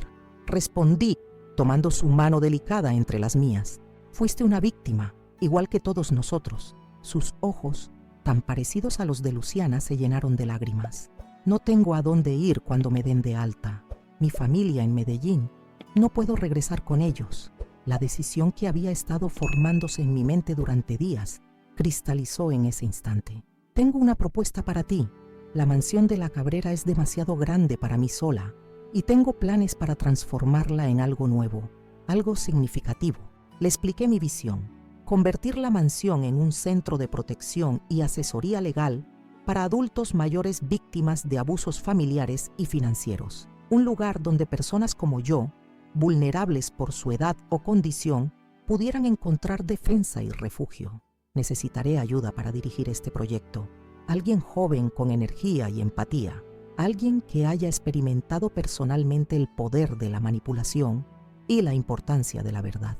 Sus ojos se iluminaron con comprensión. ¿Yo? Pero soy solo una estudiante de actuación. Precisamente, entiendes la naturaleza humana. Sabes cómo las personas construyen máscaras y personajes. Esas habilidades, canalizadas correctamente, pueden ser invaluables para nuestro propósito. Por primera vez desde que la conocí, vi una sonrisa genuina iluminar el rostro de Mariana. No la sonrisa ensayada de la actriz que intentó suplantar a mi nieta, sino la expresión auténtica de alguien que vislumbra un propósito después de la tormenta. Esa tarde, mientras regresaba a la mansión, recibí una llamada de Luciana, mi nieta, mi verdadera nieta biológica. Por un giro del destino que desafiaba toda lógica, había terminado su turno en el hospital y quería hablar conmigo urgentemente. La encontré en el jardín, entre las orquídeas blancas de Armando, su silueta recortada contra el atardecer bogotano. Al verme, corrió hacia mí como lo hacía de pequeña, envolviéndome en un abrazo que parecía contener décadas de conexión interrumpida y ahora restaurada. Siempre sentí que había algo especial entre nosotras, confesó cuando finalmente nos separamos. Una conexión que iba más allá de la típica relación abuela-nieta. Ahora entiendo por qué. Asentí, incapaz de hablar por la emoción que bloqueaba mi garganta. Mi nieta, sangre de mi sangre, continuación de la hija que nunca conocí. He estado pensando, continuó Luciana, sus ojos, mis ojos, brillantes de entusiasmo. Tu idea de la fundación para proteger a adultos mayores vulnerables. Quiero ser parte de ella, no solo como colaboradora ocasional, sino dirigiendo el área médica y de bienestar. ¿Y tus prácticas en el hospital? ¿Tu especialización? Seguiré con ellas, por supuesto, pero ahora tengo claridad sobre mi verdadero camino. Quiero especializarme en geriatría, enfocarme en la protección del adulto mayor desde una perspectiva médica y legal. Nuestra historia familiar me ha mostrado lo vulnerable que puede ser una persona mayor, incluso alguien tan fuerte como tú, abuela. La abracé nuevamente, maravillada por la joven extraordinaria en que se había convertido, por la resiliencia y compasión que manifestaba frente a revelaciones que habrían destrozado a personas menos íntegras. Mientras contemplábamos juntas el jardín, que pronto sería parte de algo mucho más grande que nosotras mismas, comprendí que lo que comenzó como un simple cambio de PIN en una tarjeta de crédito había desencadenado una transformación completa de nuestras vidas. No solo había recuperado el control sobre mi patrimonio y dignidad, sino que había descubierto verdades enterradas durante décadas y, en el proceso, recuperado una familia que creía perdida irremediablemente. El camino hacia la completa reconciliación con Eduardo sería largo y complejo. Las heridas causadas por su traición no sanarían de la noche a la mañana, pero ahora existía una posibilidad, un terreno común desde donde reconstruir. Y eso, más que cualquier victoria judicial o financiera, era el verdadero triunfo. Los meses siguientes a los descubrimientos que transformaron nuestra familia transcurrieron en una extraña mezcla de dolor y esperanza, de finales y comienzos. La mansión de la Cabrera, que había sido testigo de tantas conspiraciones y traiciones, comenzó gradualmente a transformarse en algo completamente diferente. Las primeras reformas empezaron en septiembre. Recuerdo perfectamente el día que los arquitectos llegaron con sus planos y propuestas. Yo les había dado una directriz clara: conservar la esencia histórica del edificio mientras lo adaptábamos para su nuevo propósito. El ala este, donde Eduardo había tenido su despacho, el mismo donde encontré los documentos de interdición, se convertiría en oficinas de asesoría legal. La biblioteca, mi refugio durante tantos años, se transformaría en un centro de documentación especializado en derechos de los adultos mayores. Las habitaciones del segundo piso serían adaptadas para alojamiento temporal de personas en situaciones vulnerables. Esto será más que un centro de ayuda, le expliqué a Oliverio mientras recorríamos las obras. Será un símbolo de transformación, de cómo el dolor puede convertirse en propósito. Mi cuñado, siempre pragmático, asintió. Y también un recordatorio permanente para Eduardo de las consecuencias de sus acciones. No se trata de castigo, corregí suavemente. Se trata de redención para todos nosotros. La situación legal de Teodora se resolvió con sorprendente rapidez. Enfrentada a pruebas irrefutables de su participación en el sabotaje del automóvil que casi mata a Mariana, aceptó un acuerdo de culpabilidad a cambio de una sentencia reducida. 5 años de prisión efectiva seguidos de libertad condicional. Más importante aún, el acuerdo incluía una prohibición permanente de contacto con cualquier miembro de nuestra familia, incluida su propia hija. Verónica, mostrando una fortaleza que nunca le había reconocido, decidió romper definitivamente con su madre. Toda mi vida estuvo manipulada por ella, me confesó durante un inesperado almuerzo que compartimos. Desde pequeña, me enseñó que mi valor dependía de lo que pudiera obtener de los demás, que el amor era una moneda de cambio, no un sentimiento genuino. Las madres cometen errores, respondí, pensando en mis propios fallos con Eduardo. Algunas por exceso de protección, otras por ambición desmedida. Verónica jugueteó con su taza de té. La diferencia es que tú estás intentando remediar los tuyos. Teodora jamás reconocería haber cometido un error, ni siquiera ahora. Esa conversación marcó el comienzo de una relación improbable entre nosotras. No una amistad exactamente, pero sí un respeto mutuo nacido de experiencias compartidas. Verónica, liberada de la influencia tóxica de su madre, reveló facetas de su personalidad que habían permanecido ocultas: inteligencia aguda, creatividad genuina, incluso empatía. Su pequeña tienda Joyas del Alma comenzó como un modesto emprendimiento en un local alquilado en Usaquén. Lejos del lujo ostentoso que había caracterizado su vida anterior, Verónica desarrolló una línea de joyería artesanal inspirada en historias de transformación personal. Piezas únicas, cada una acompañada de un relato que resonaba con mujeres en proceso de reconstrucción vital. Para mi sorpresa, me pidió que fuera su primera clienta. «Quiero crear algo especial para ti», explicó, mostrándome bocetos preliminares. «Algo que simbolice tu resiliencia, tu capacidad de reinvención».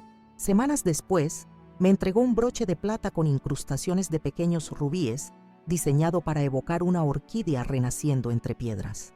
«Las orquídeas pueden florecer incluso en los ambientes más hostiles», explicó, «como tú, Mercedes». Eduardo, mientras tanto, transitaba su propio camino de redescubrimiento. Cumplió su palabra de renunciar legalmente al apellido Figueroa, adoptando Morales, el apellido materno de Armando. Encontró trabajo como asistente en un estudio de arquitectura pequeño pero respetado, donde su talento natural para el diseño de interiores comenzó a manifestarse. Nuestros encuentros, inicialmente tensos y formales, se suavizaron gradualmente. No recuperamos la cercanía de antaño. Demasiado había ocurrido entre nosotros, pero construimos algo nuevo, una relación basada en la verdad, no en la fantasía de perfección familiar que habíamos mantenido durante décadas. A veces me pregunto qué habría pasado si hubieras sabido desde el principio que no era tu hijo biológico, me comentó una tarde, mientras supervisaba las reformas de la biblioteca de la mansión. Su empresa lo había contratado para el diseño interior del centro de documentación, un gesto simbólico que ambos apreciamos. «Te habría amado igual», respondí sin dudar. El amor de una madre no depende de la genética, sino de la historia compartida, pero quizás habría sido menos indulgente, reflexionó, midiendo cuidadosamente el espacio para los nuevos estantes, menos propensa a compensar con privilegios lo que creías que te faltaba como madre. Su observación, dolorosamente certera, me hizo considerar cuánto de nuestra disfuncional relación había sido resultado de mis propias inseguridades. ¿Cuántas veces había intentado comprar su afecto con lujos en lugar de ofrecerle límites claros y expectativas realistas? Mientras la Fundación Nueva Aurora tomaba forma, Luciana se convirtió en su fuerza motriz. Mi nieta equilibrando sus estudios médicos con un compromiso inquebrantable con nuestro proyecto, diseñó protocolos de evaluación para identificar diferentes formas de abuso contra adultos mayores. Su enfoque no se limitaba a lo físico o financiero, sino que incluía el maltrato psicológico y la negligencia emocional. La mayoría de personas piensan en moretones o cuentas bancarias vaciadas cuando hablamos de abuso, explicó durante una de nuestras reuniones de planificación.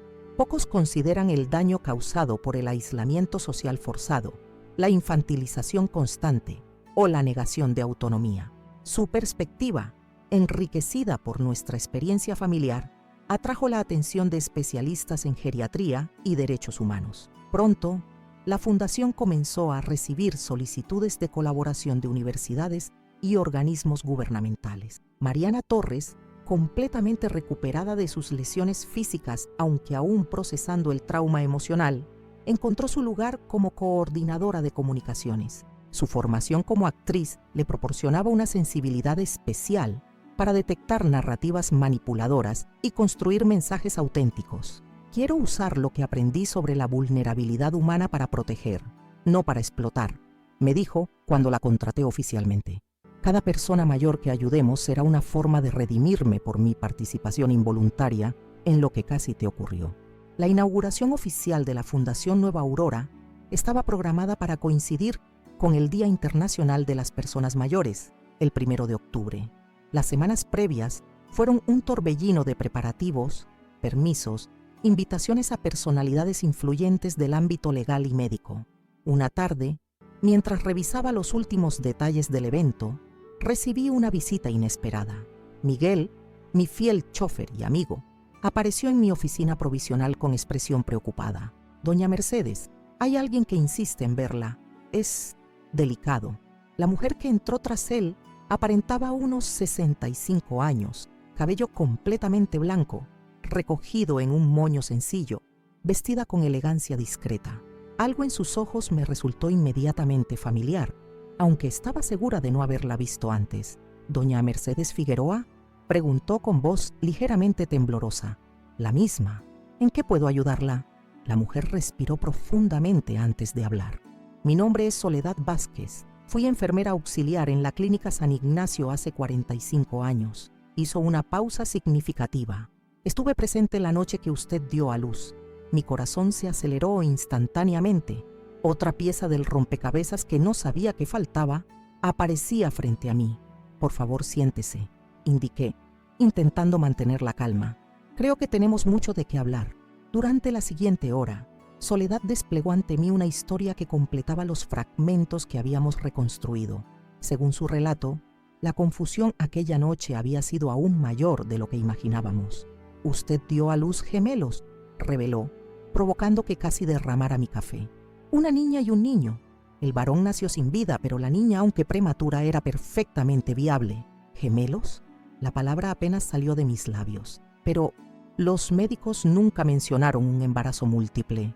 Las ecografías no eran tan precisas en aquella época, y su embarazo fue complicado, con varios periodos de reposo. El segundo bebé estaba posicionado de tal forma que no se detectó en los controles rutinarios. La cabeza me daba vueltas mientras procesaba esta nueva información. ¿Qué pasó con mi hija? ¿Por qué me separaron de ella? El relato de Soledad coincidía parcialmente con lo que ya sabíamos. Don Armando, devastado por la pérdida del varón, había arreglado el intercambio con otro bebé, Eduardo, para protegerme del dolor. Pero simultáneamente, temiendo por la salud frágil de la niña prematura, autorizó su traslado a una unidad neonatal especializada en otra clínica. Su esposo planeaba decirle todo cuando ambos bebés estuvieran estables. Usted recuperándose de la cesárea, la niña ganando peso en la incubadora y el nuevo bebé adaptándose. Soledad se retorció las manos, pero hubo complicaciones. La pequeña clínica donde trasladaron a su hija sufrió un incendio esa misma noche. En el caos subsiguiente, los registros se mezclaron. Cuando los servicios sociales intervinieron, su hija fue declarada huérfana y puesta en adopción de emergencia. Y Armando nunca supo qué pasó con ella. Concluí, entendiendo finalmente por qué mi esposo había mantenido el secreto hasta su muerte. No solo me protegía del dolor de perder un hijo, sino de la culpa aplastante de haber perdido el rastro de nuestra hija. Intentó encontrarla durante años, confirmó Soledad. Contrató investigadores privados, sobornó a funcionarios de servicios sociales, pero la adopción había sido cerrada, los registros sellados. ¿Por qué viene a contarme esto ahora?, pregunté, secándome una lágrima rebelde. Después de tanto tiempo, vi la noticia sobre la inauguración de su fundación en el periódico. Su fotografía me devolvió a aquella noche. La culpa que he cargado durante décadas se volvió insoportable. Soledad extrajo de su bolso un pequeño paquete envuelto en papel de seda amarillento. También porque encontré esto entre las pertenencias de mi madre al fallecer el mes pasado. Ella fue jefa de enfermeras en la clínica donde ocurrió el incendio. El paquete contenía una pulsera de identificación hospitalaria, chamuscada en los bordes, y una fotografía pequeña, descolorida por el tiempo. Una recién nacida diminuta en una incubadora. Al reverso, con letra apretada se leía: Figueroa Niña, 2100 Curictos, 2104-1980. Catalina, susurré, reconociendo finalmente a mi hija, la madre biológica de Luciana. Su madre adoptiva la llamó así, confirmó Soledad. Ángela Durán, una profesora viuda que no podía tener hijos, una buena mujer que le dio un hogar amoroso. Esa noche, cuando todos se habían marchado, contemplé la pequeña fotografía durante horas. Mi hija, sangre de mi sangre, tan cerca y tan lejos simultáneamente, perdida para mí al nacer, pero que había regresado a través de Luciana por un giro del destino imposible de prever. La mañana de la inauguración amaneció despejada y luminosa, como si Bogotá misma quisiera celebrar este nuevo comienzo. Los jardines de la mansión, ahora abiertos al público, resplandecían con las orquídeas blancas que tanto amaba Armando, cuidadosamente preservadas durante las reformas. Periodistas, funcionarios, representantes de organizaciones de derechos humanos y potenciales colaboradores comenzaron a llegar puntualmente a las 10.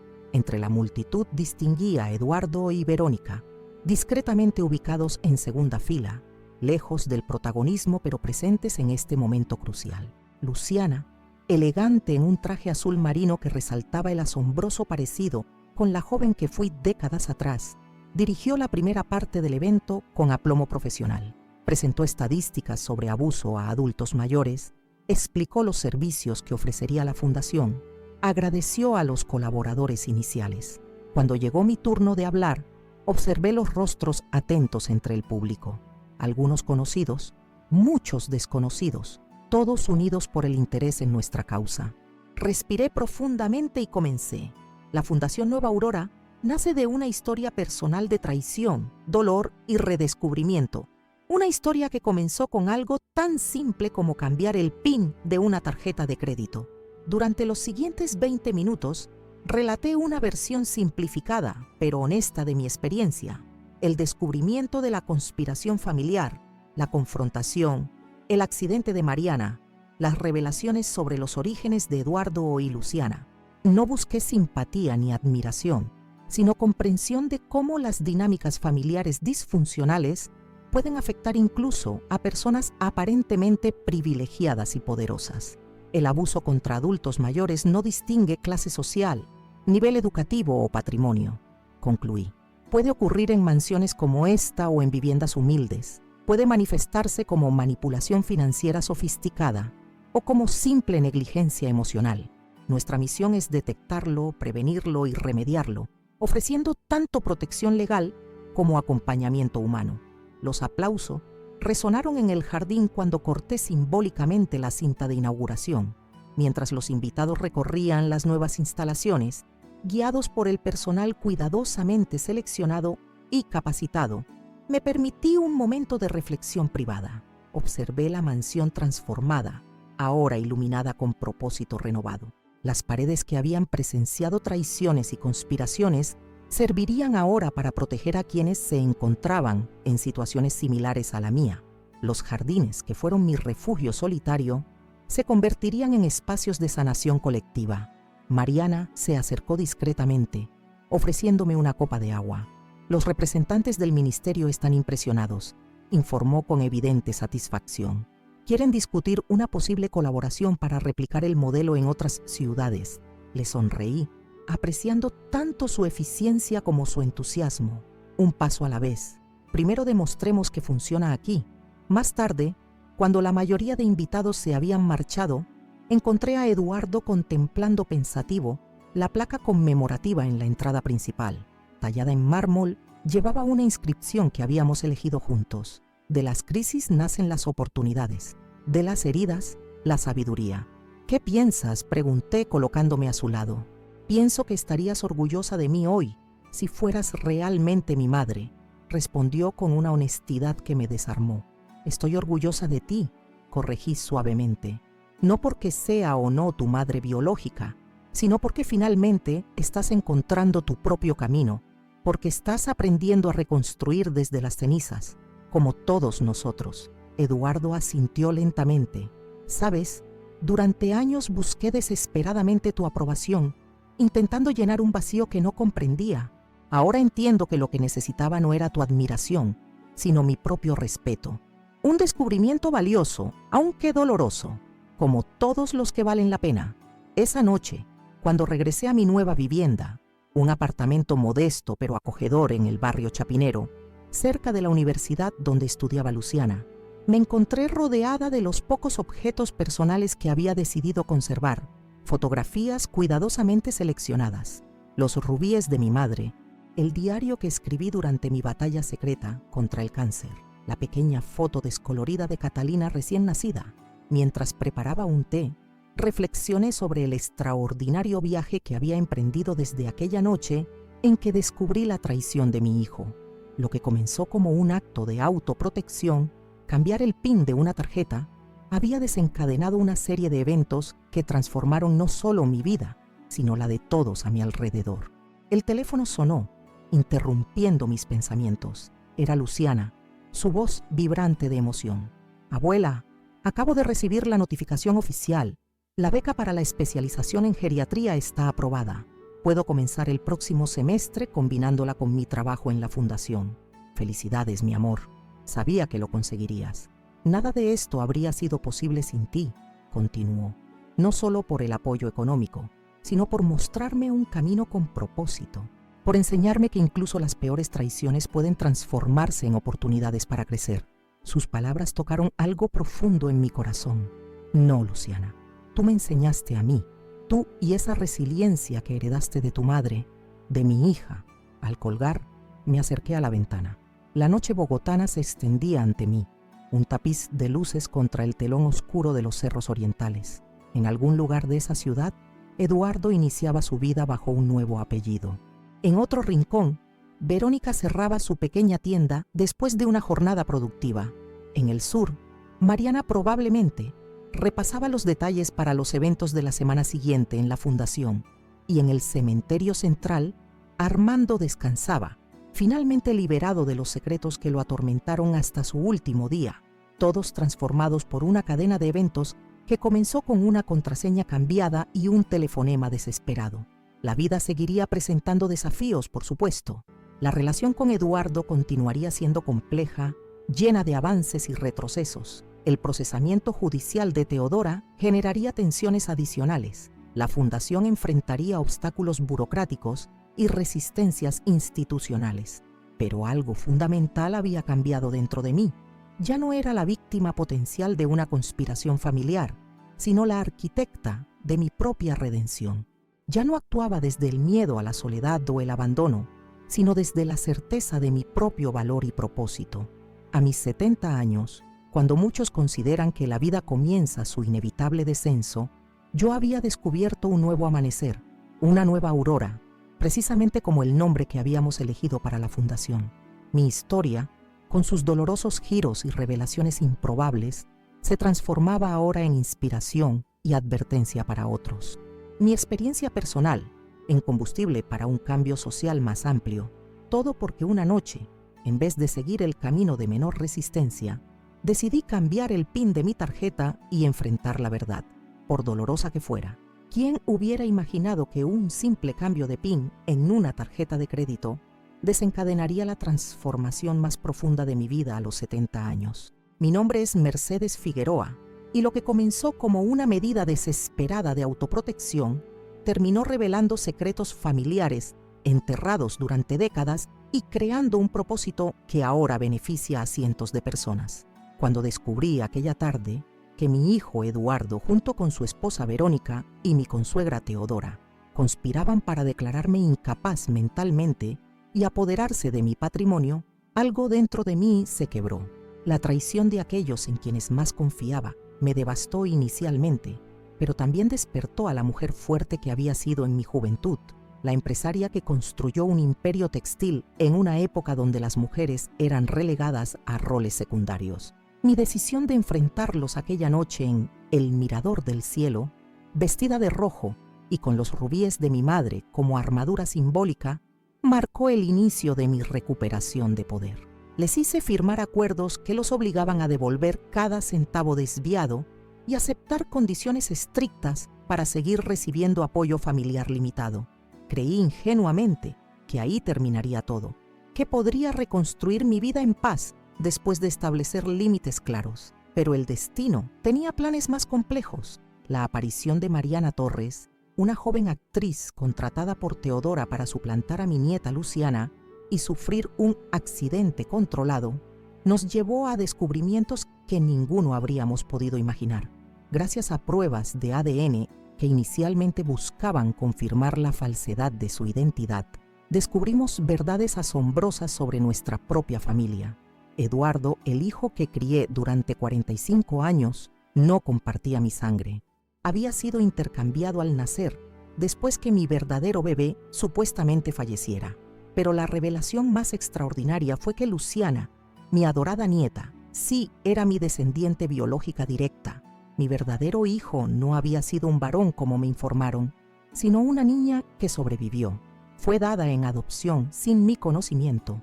Creció como Catalina Durán y años después se convirtió en la madre de Luciana.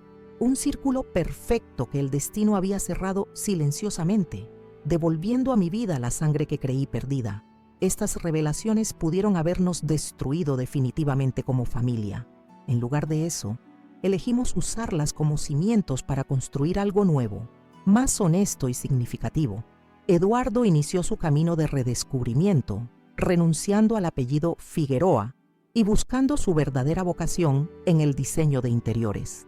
Verónica, liberada de la influencia manipuladora de su madre, encontró propósito creando joyería artesanal con significado en su tienda Joyas del Alma.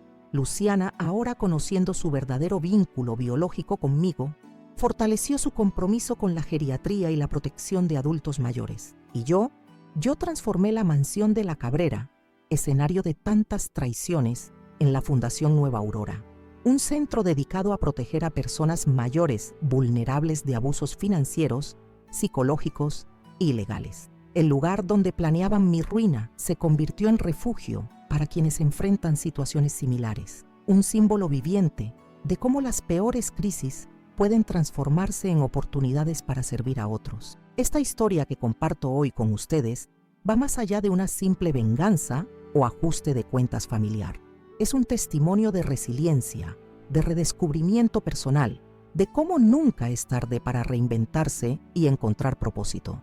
A mis 70 años, cuando muchos consideran que la vida comienza su inevitable ocaso, yo descubrí un nuevo amanecer lleno de significado y conexiones genuinas. Si algo he aprendido en este extraordinario viaje, es que la verdadera fortaleza no está en mantener apariencias perfectas ni en acumular riquezas, sino en la capacidad de enfrentar verdades dolorosas y transformar heridas en sabiduría.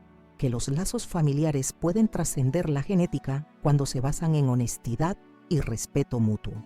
Y que incluso las traiciones más profundas pueden, paradójicamente, abrirnos caminos hacia versiones mejores de nosotros mismos. Quizás en este momento estés enfrentando tu propia crisis, tu propia versión de una tarjeta rechazada que revela verdades incómodas. Tal vez sientas que a tu edad ya es demasiado tarde para comenzar de nuevo, para establecer límites saludables o para encontrar propósito. Mi historia está aquí para recordarte que nunca es tarde, que la dignidad no tiene fecha de caducidad, que el valor de defenderte a ti mismo trasciende cualquier costo emocional temporal. Mi historia no es única.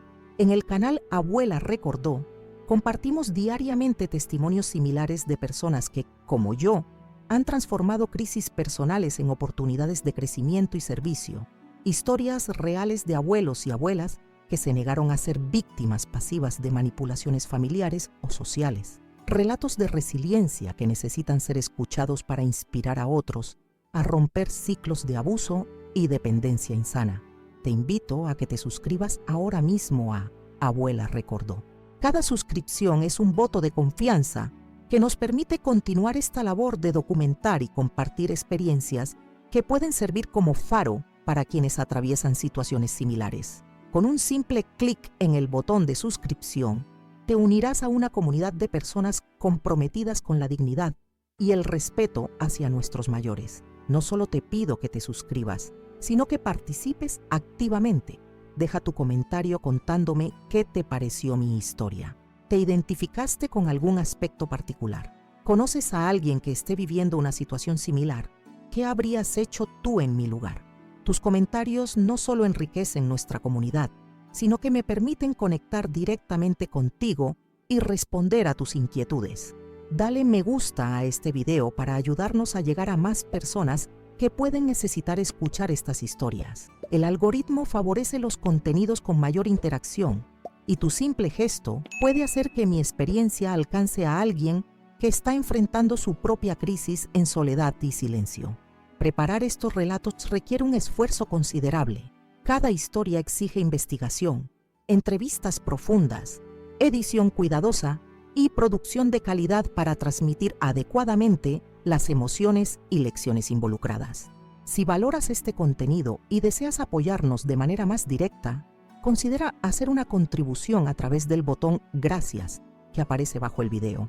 Tu aportación, por modesta que sea, nos ayuda a cubrir los costos de producción y nos permite mantener la frecuencia diaria de publicaciones con la calidad que nuestros seguidores merecen. En Abuela Recordó, creemos firmemente que cada historia de resiliencia merece ser contada, que cada experiencia de superación puede convertirse en semilla de esperanza para otros. Tu apoyo, ya sea suscribiéndote, comentando, dando me gusta o contribuyendo económicamente, hace posible que sigamos cumpliendo esta misión. La próxima semana compartiremos la historia de don Ernesto, un ex magistrado de 83 años que descubrió cómo su propio hijo utilizaba su firma digital para realizar transferencias millonarias. Una historia de traición y justicia que te mantendrá al borde de tu asiento y te recordará una vez más que la edad nunca debe ser sinónimo de vulnerabilidad. Muchas gracias por acompañarme hasta el final de mi relato, por permitirme abrir mi corazón y compartir las lecciones que aprendí a través de este doloroso pero transformador viaje. Recuerda que, como dice el lema de nuestra fundación, de las crisis nacen las oportunidades, de las heridas, la sabiduría. Soy Mercedes Figueroa y esta fue mi historia en Abuela Recordó. Nos vemos en el próximo video, donde otra historia de resiliencia y dignidad espera ser contada. No olvides suscribirte, dejar tu comentario, dar me gusta y, si está dentro de tus posibilidades, apoyarnos con tu gracias. Cada gesto cuenta para mantener vivo este espacio, donde las voces de los mayores son escuchadas y valoradas. Hasta pronto y recuerda, nunca es tarde para defender tu dignidad y reescribir el final de tu propia historia.